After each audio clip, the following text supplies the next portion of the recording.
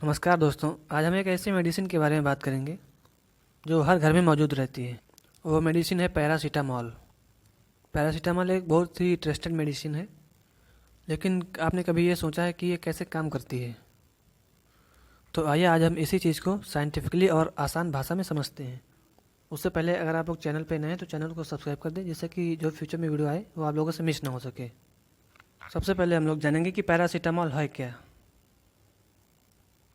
इसको हम एसिटामिनोफेन के नाम से जानते हैं और ये एनाल्जेसिक के रूप में और एंटीपायरेटिक के रूप में इस्तेमाल की जाती है।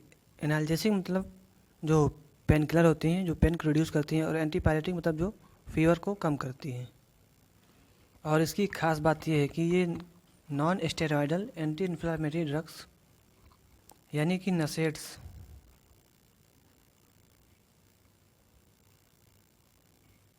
से बिल्कुल अलग है, क्योंकि इसका यूज एंटी इन्फ्लामेटरी एक्शन में बहुत कम किया जाता है।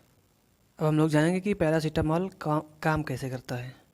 तो इसको जानने से पहले सबसे पहले हम लोग ये जानेंगे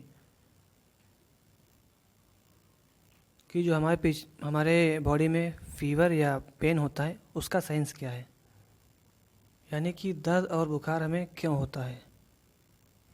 देखिए, जब भी हमें कोई चोट लगती है या फिर कोई इन्फेक्शन होता है तो हमारे बॉडी की सेल्स एक एंजाइम बनाती हैं, एंजाइम या केमिकल, जिसे हम लोग कहते हैं प्रोस्टाग्लैंडिन।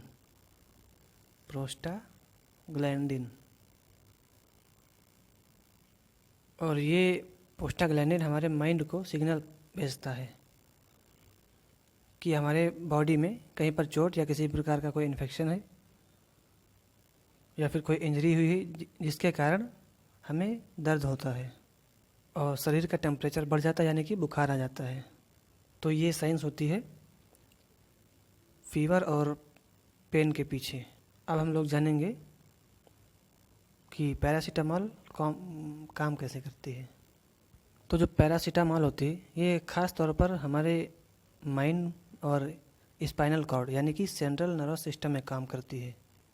ये वहाँ पर एक एंजाइम को बनने से रोकती है, और वो एंजाइम है साइक्लोऑक्सीजिनेज, जिसे हम शॉर्ट में कॉक्स भी बोलते हैं।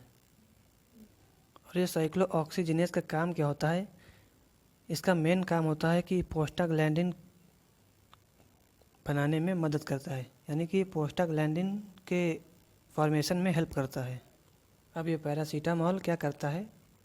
ये कॉक्स के उस हिस्से को इनहिबिट कर देता है जो कि एक्टिव रहता है, उसको इनहिबिट कर देता है। अब जब कॉक्स कम एक्टिव रहेगा तो इससे प्रोस्टाग्लैंडिन का निर्माण भी कम होगा, यानी कि उसका डिक्रीज हो जाएगा उसका फॉर्मेशन। तो अब जब प्रोस्टाग्लैंडिन कम बनेंगे तो ये जो सिग्नल पहुंचाता था माइंड तक कि हमारी बॉडी में पेन हो रहा है, तो सिग्नल भी हमारी माइंड तक नहीं पहुंच पाएंगे, यानी कि हमें पेन महसूस होना बंद हो जाएगा। और जो हमारा हाइपोथैलेमस जो हमारा टेम्परेचर को कंट्रोल करता है, वो भी हमारे बॉडी के टेम्परेचर को नॉर्मल कर देगा। तो ये कुछ इस तरीके से काम करता है। और जो पैरासीटामॉल होता है ये पेरीफेरल टिश्यू यानी कि बाहरी हिस्सों में कॉक्स को इनहिबिट नहीं कर पाता है, जिसके कारण इसका एंटी इन्फ्लामेटरी इफेक्ट बहुत कम होता है। अब हम लोग जानेंगे इसका मेटाबॉलिज्म कैसे होता है, यानी कि दवा खाने के बाद ये हमारी बॉडी से कैसे निकलती है। इसका मेटाबॉलिज्म लीवर में होता है, जहाँ पर इसे ग्लूक्यूरोनाइड और सल्फेट में बदला जाता है, जो कि शरीर से पेशाब के जरिए बाहर निकल जाता है।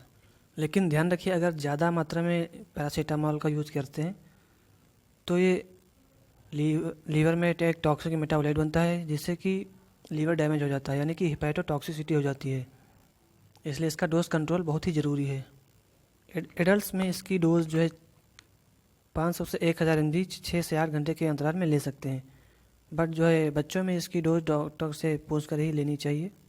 और दूसरी चीज़, इसे एल्कोहल के साथ बिल्कुल नहीं लेना चाहिए। पैरासीटामॉल जो होती है नशेड़ से सेफ मानी जाती है, क्योंकि ये हमारे लिए ज़्यादा नुकसान नहीं करती है। लेकिन सीवियर पेन और इन्फ्लामेशन में डॉक्टर इसको प्रेफर नहीं करते हैं, वहाँ पर डॉक्टर दूसरी दवाएं रेकमेंड करते हैं। तो दोस्तों आज की वीडियो में इतना ही। लगभग सारी चीज़ें हम लोग समझ चुके हैं कि पैरासीटामॉल क्या है, कैसे काम करती है और इसकी सही डोज़ क्या है और सही डोज़ लेना क्यों ज़रूरी है। अगर ये जानकारी आपके लिए हेल्पफुल लगी हो तो वीडियो को लाइक, शेयर और चैनल को सब्सक्राइब जरूर करें, जिससे कि आप इसी तरह की इन्फॉर्मेटिव वीडियो से मिस ना हो सकें। मिलते हैं नेक्स्ट वीडियो में किसी नए टॉपिक के साथ। Thank you.